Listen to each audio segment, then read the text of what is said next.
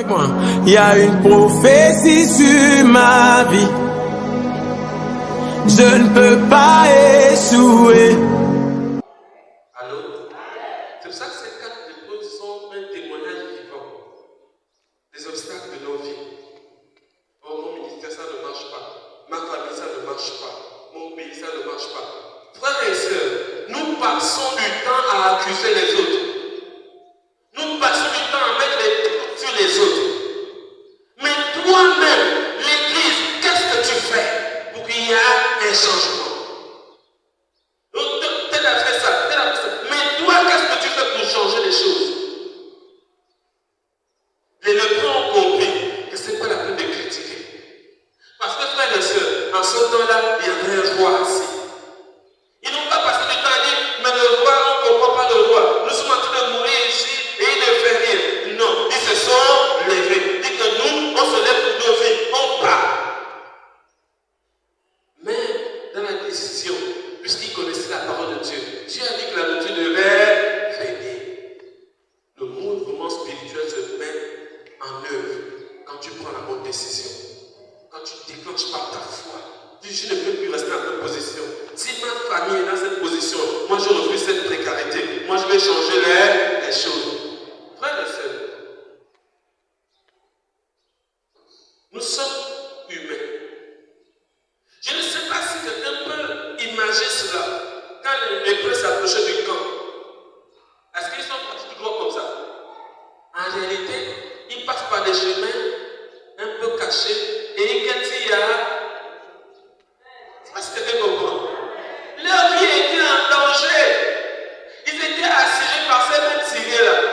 Ils se sont dit non, on va avancer. Je voudrais dire à quelqu'un, quand tu déclenches la bénédiction, Dieu te donne l'intelligence pour faire des choses.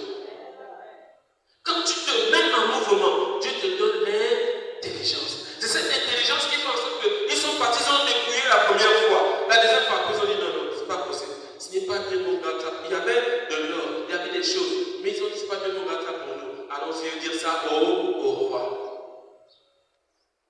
Le roi était embêté parce que le roi ne s'est pas appuyé sur la parole de Dieu. Le roi ne savait pas quoi faire. Celui qui peut être plus élevé socialement que toi, peut être en difficulté alors que toi tu es heureux. Là, c'est quelqu'un compris. Si tu comprends comment Dieu fonctionne, comment Dieu agit aujourd'hui, le plus cramé de ton pays peut être en difficulté, mais toi en bas tu es heureux. Pendant que le peuple souffrait en ce temps-là, les lépreux étaient en train de fêter.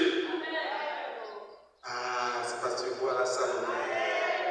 Pendant que ceux qui gouvernent, pendant ceux qui ont le pouvoir, sont en difficulté, les lépreux, les rejetés de la société. Est-ce qu'on entend peu parmi le peuple? Parce que je ne pense pas. Les gens qui sont à l'extérieur du pays, des malades. Mais en ce temps-là, Dieu a confondu le roi. C'est les malades qui ont découvert là où il y a la nourriture. Je veux dire à quelqu'un quelque chose. Même si dans ta famille, il y a pénurie, même s'il y a dans ta famille, il y a blocage, je prophétise que tu seras la personne qui va apporter le bonheur dans ta famille au nom de Jésus. S'il y a des choses difficiles à régler, Dieu va t'utiliser pour régler ces problèmes-là. Les lépreux sont devenus riches tout à coup. Les gens rejetés. Les gens oubliés. Ce sont ceux qui amènent la bénédiction dans un royaume. Je ne dis pas une nation, un royaume. Quelque chose qui appartient à une personne. Ce sont ces lépreux qui ont apporté la bonne nouvelle.